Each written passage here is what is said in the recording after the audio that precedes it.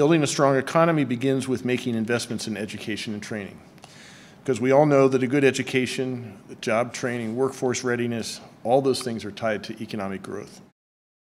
When I was in business, I knew that my company, the Wolf Organization, was only as good as the frontline employees that worked for me. And that's why I invested in them.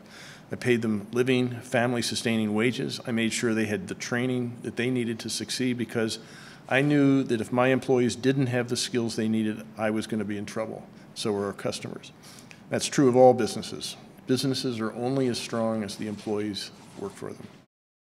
We need to support our businesses so that they can innovate and grow. And again, my Manufacturing PA initiative is where these two goals actually meet. But workforce training is just one of the components necessary to help build a strong economy in Pennsylvania. We need to eliminate barriers that prevent businesses from growing here. And that's why I chose to finally phase out the burdensome capital stock and franchise tax. I know firsthand how difficult it can be as a business owner to navigate through the complex web of processes, requirements, resources that are needed to successfully run a business. And that's why agencies in my administration have worked together to simplify and streamline that process so that entrepreneurs can get back to doing what they do best, and that is creating, innovating, succeeding right here in Pennsylvania. I want Pennsylvanians in every corner of our Commonwealth to feel proud of their region and their communities. I've worked with Secretary Richards, Secretary Davin to ensure that we're thinking creatively and that we're working collaboratively. We're working together to build strong, stable communities that can support businesses. Together, we have rebuilt downtowns and revitalized communities like Johnstown, like Erie, like Allentown, like York.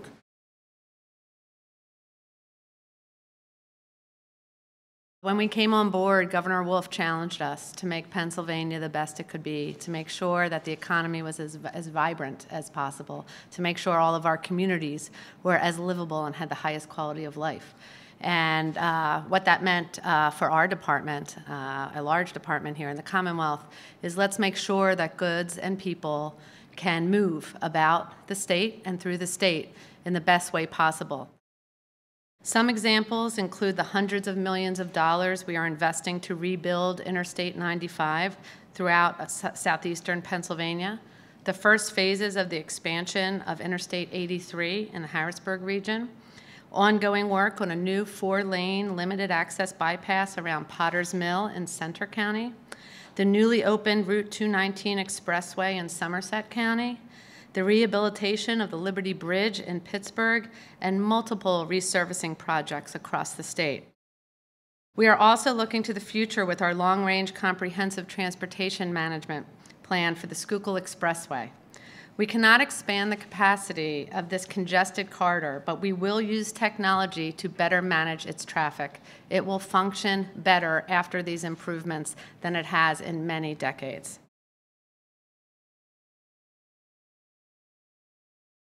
We've increased broadband access to rural Pennsylvanians through the Broadband Investment Incentive Program and the Office of Broadband Initiatives. We've assisted more than 5,000 technology-based and life science companies with funding or technical assistance through the Ben Franklin Technology Partners and the Life Science Greenhouses. Community development and economic development are truly two sides of the same coin.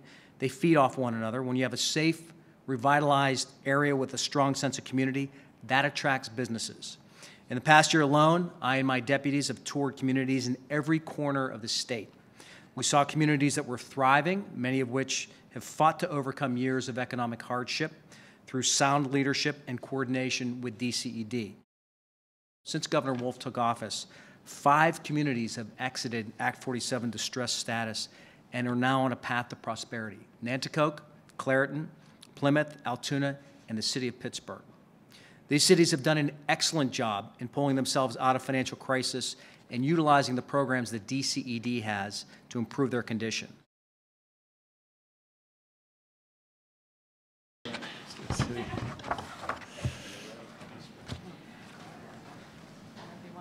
don't you stand? Why don't you stand in? I should know this by Okay. now. Hello, everybody, and thank you for being here. I'm happy to be joined by PennDOT Secretary Leslie Richards, by DCED Secretary Dennis Davin, and of course, Kevin Schreiber, who's the President and CEO of the York County Economic Alliance. And we're here to highlight the strides that we have made in Pennsylvania to make Pennsylvania the best place to start and grow a business.